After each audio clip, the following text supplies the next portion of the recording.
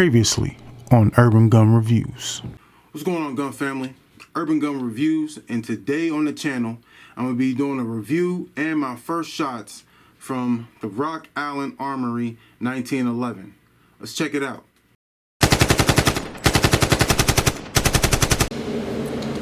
Rock Allen 1911. Let's check it out. First shots.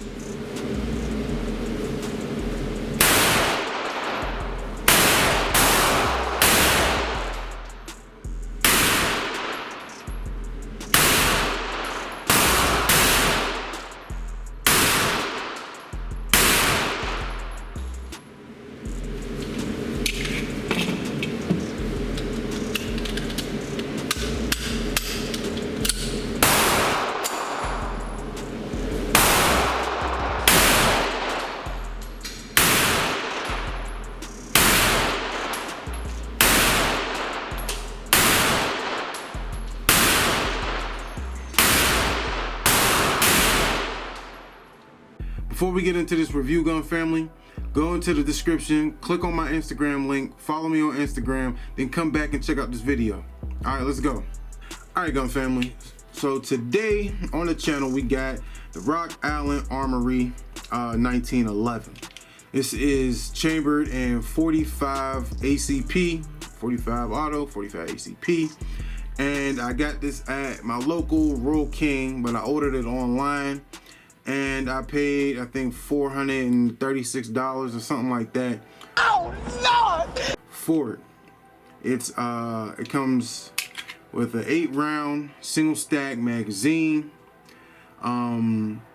It's also available in 9mm Luger and 38 Super. It has a 5-inch barrel and a skeletonized trigger and a skeletonized hammer. You have your 1911 grip safety. You have a manual safety on this side of the pistol, and you have the wood grain finish for the handle. You have the parkerized matte coating finish, and the finish on here is pretty decent. I actually like it. It's kind of like a smokish color. It's not like gray, but it's not black. It's kind of like ashy black, you know what I mean? So I actually like the finish on the slide and on the gun. This 1911 has fixed sights. It has rear cocking serrations, no front cocking serrations. You got a slide release on this side, which is on the same side as your manual safety. The 1911 is classified as a full-size pistol, and it has an overall length of 8.56 inches. The Rock Allen Armory 1911 is claimed to have a 4 to 6 pound trigger straight out of the box.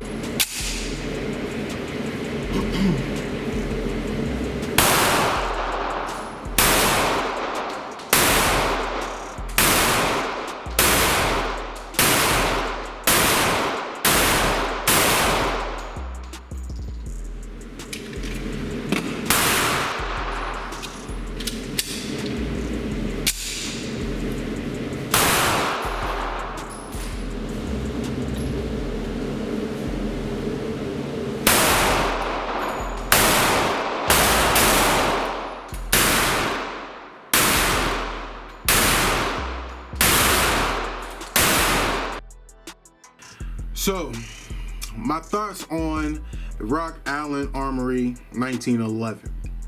It's not my first 1911. I've had 2 other ones, and this one would be considered a budget 1911. Being under $500, it's definitely not a upper class 1911. But even though it's not, comparable to your Colts and your Kimbers and your Sigs and your higher end 1911s, all in all, this is a pretty solid firearm.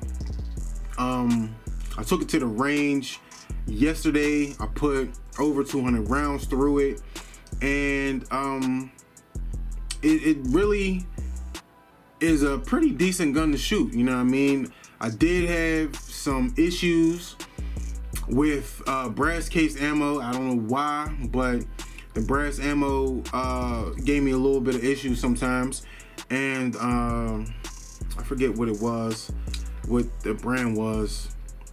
I'll figure it out, but when I edit it. But it did have some hangups. A couple other things that I really wasn't feeling are you got the single stack magazine holding 8 rounds. All right. And one of the reasons, y'all know, what I mean, that I was a micro, pistol guy, a concealed compact guy, and I liked the Glock 43. It was like my favorite gun for the longest. And I got away from the Glock 43 because of the round count. And that's without adding your +2s and base plates and all that extra stuff. So I got away from that because of the round count. It held 6 and +1. You know what I mean? And yeah, it was a 9mm, so you can't really compare caliber, 45 and 9. But that's a big issue with me with the 1911. It only holds 8 rounds. I think you can get an extended factory magazine, I want to say. I'm not 100%, but another magazine holds 13. I don't know if it's exactly for this particular gun. You'd have to do some research on that, but I have seen them online.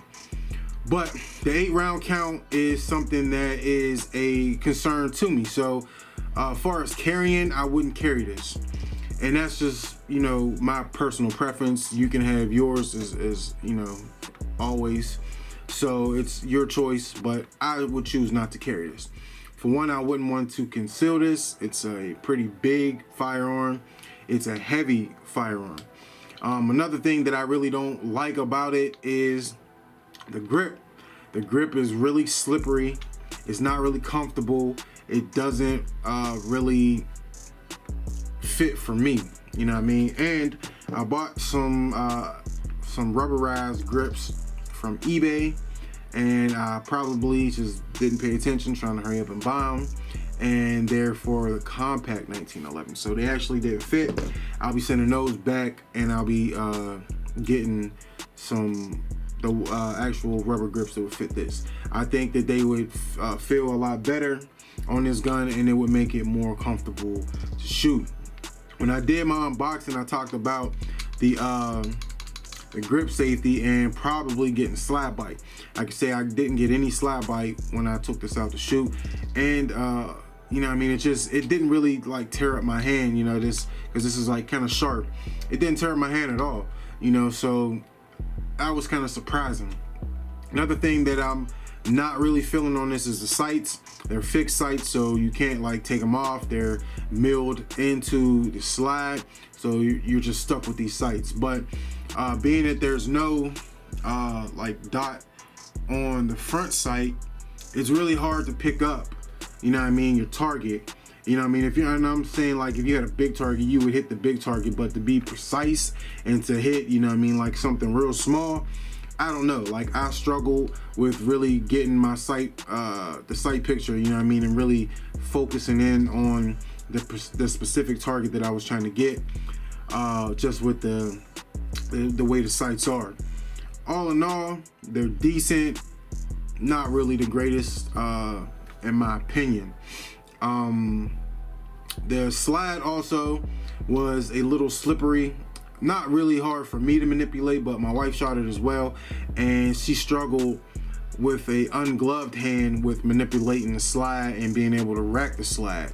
When she put gloves on, she was able to do it with no issues or anything. So that to me would be a issue for concealed carry, if you or carrying at all, if you couldn't rack the slide because, you know, of the finish, you know, you couldn't really, you know what I mean, rack it. So definitely try that out before you would purchase it. It doesn't have front cocking serration, so press checks, I mean, with the finish that this has, like, it's not undoable, you know what I mean? Because it's not slippery, but it does have a little slickness to it. But like I said, I'm able to grip it with no issue, so I could be able to, you know, do press checks and stuff like that. You grip it from the front and the rear. The rear cocking serrations aren't really deep, but they're good enough to where you can get a decent grip on them and rack your slide when you need to. A big issue with me, which to me would make this gun uncarryable, if that's a word, is the grip, not the grip safety, is the frame safety. And the frame safety to me is just too easily manipulated. Like, if I'm holding the gun like this, well, I'm not left-handed, so this is kind of odd to me, but I can manipulate this safety. Like, you can hear it on this side. You know what I mean? So if I was to grab my gun in a situation and I'm like going to go shoot, and you know what I mean, I can accidentally manipulate that frame safety, and that to me could be your life, you know what I mean? So I worried about that. I tried it out, and I mean, it's an issue, you know what I mean? Like, it's manipulated. Like, that slide's locked up when that safety hits, and it's like, that could be your life. So that is a big concern to me, and that's a big concern with me with most safeties. So that's why you should practice with your safety if you have a gun with safety. So definitely watch out for that. Another issue with me with this firearm is the loading of the mags. It came with one mag, one 8-round mag, and I bought 3 additional mags. I got these on eBay. I'll put a link in the description, or, you know what I mean, hit me up and I'll tell you where I got them from. I'll give you the link as well. But these mags are identical, you know what I mean? So when you look at them, you see 45 ACP on that side, and then when you turn them, you see AC mag on this one, which this is the aftermarket mag, and then you don't see that on this one. So that's how I'm able to tell the difference, because this is not the factory mag, this is the factory mag. Now, the issue that I had with all 4 mags was loading. And when you go to load the mag, of course it would work that time, but it would like catch up on something in there. Now, I'm kind of thinking it was the mag release, but like I'll put the video in where, like, it's not catching at all now, but it just would keep catching on this part inside of the gun. So, like, it's not catching at all, but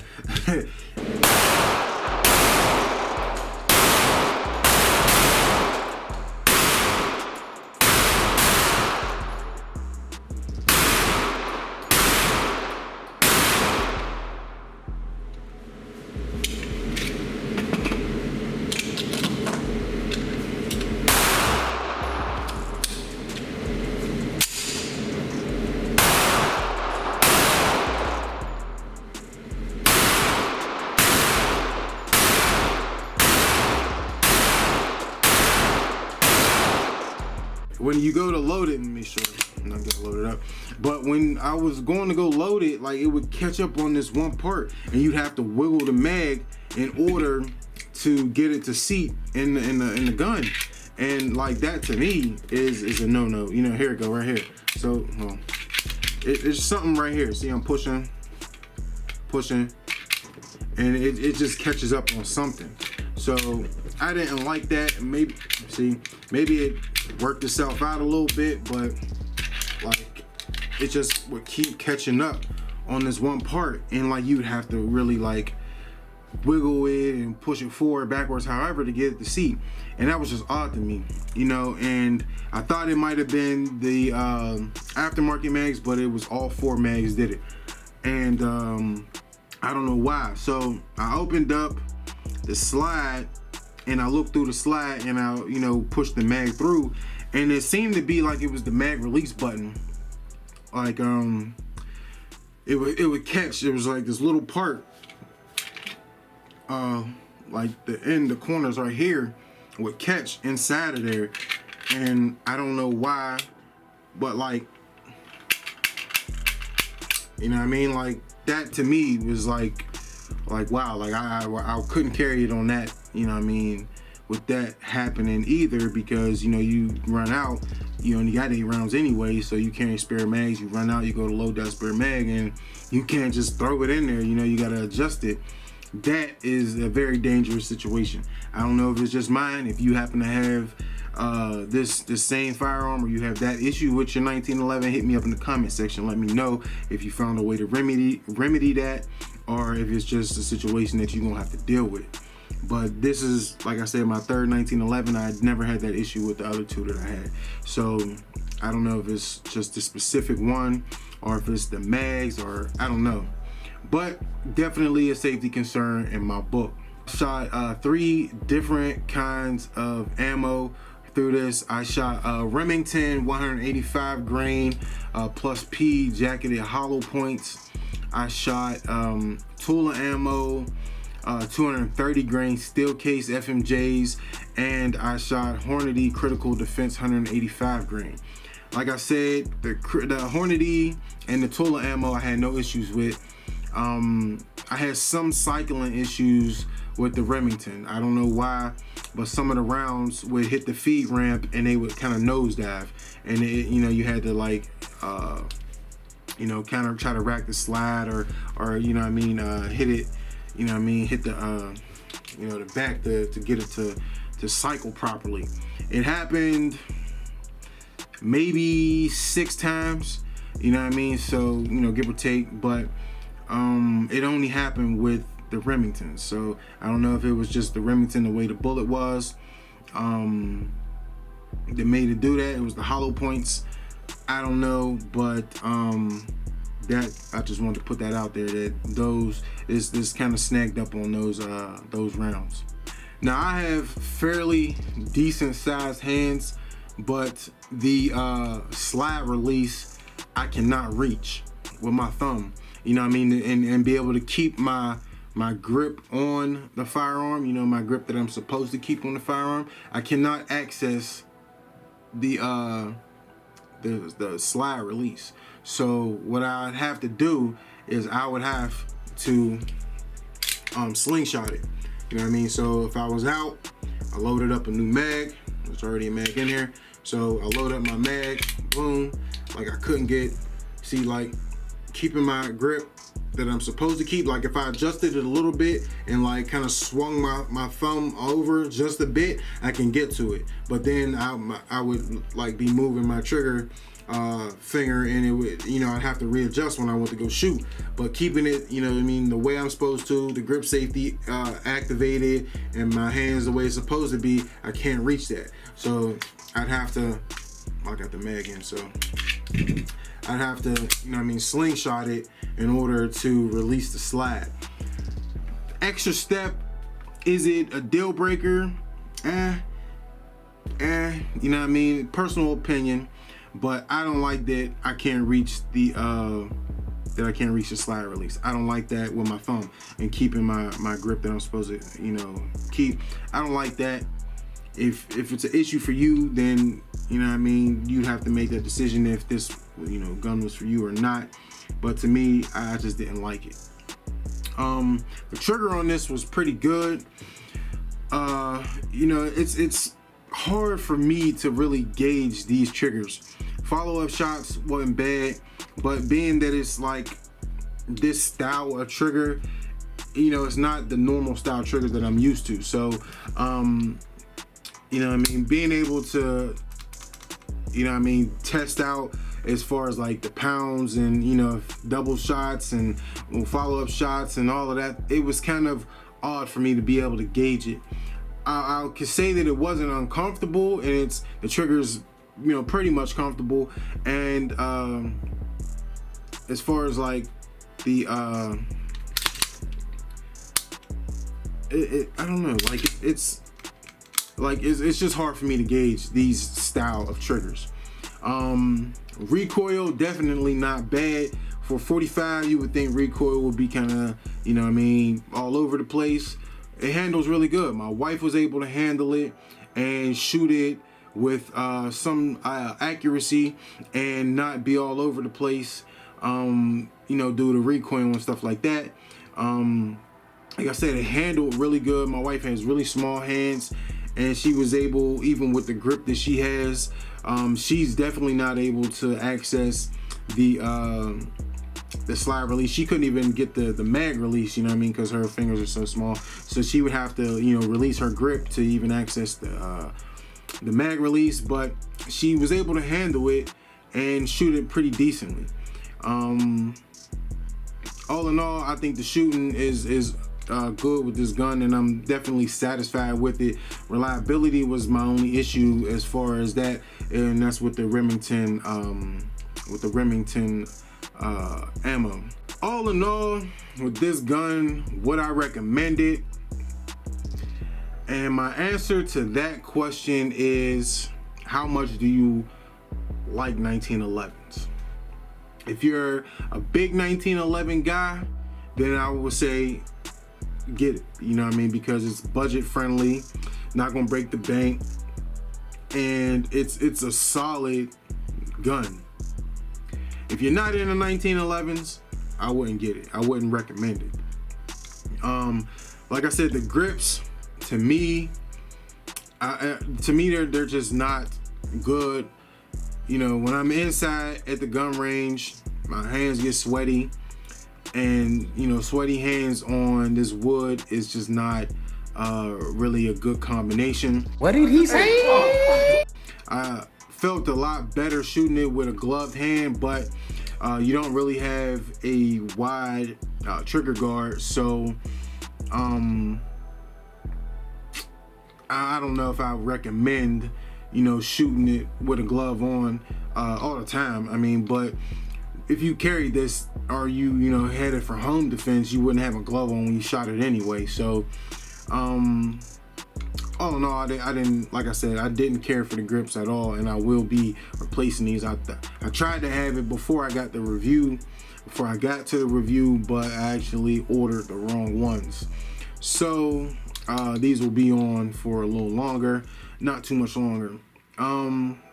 Accessories, you can find holsters for standard size or full size 1911s, so you're not gonna run into that. The mags, like I said, I found these mags for, I think I got 3 for like $50, maybe $69, something like that. Let me see, maybe I got the paper here. Yeah, $63.50 I got 3 mags for. Not bad, actually. Yeah, yep.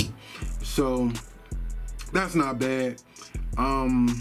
Other accessories, the grips, there's tons of grips on you can find online. You just have to make sure that you buy the right ones and don't do what I did and buy the wrong size grips. Tons of grips though that you can change these out with. They're easily changeable, 4 screws, 2 on each side, take them out and you're done. All in all, it's a solid gun, you know what I mean? So I'm not gonna crap on this firearm. If it's something, like I said, that's down your alley, something that you're into, you're a 1911 type of person, then definitely grab one. If you're not, then I would suggest just staying away from it. You know, if you just want to try out a 1911 because you don't know if you really like them, this would be the type of 1911 to get. Under $500. You can see if you like the 8-round capacity, if you like just the overall feel, if you like, you know what I mean, all the features that 1911s bring, the grip safety, the manual frame safety, you know what I mean, if you like that, then you could decide if you wanted to get a more pricey 1911. But it's Urban Gun Reviews. If this video helped you in any way or you like this video, click that thumbs up. If you're not subscribed to the channel, you can do that easily by clicking on the AR-15 in the bottom right hand corner of your screen. If you now follow me on all my social media sites, all you got to do, go into the description, click those links, and you'll be able to follow me. And as always, gun family, stay blessed, stay strapped.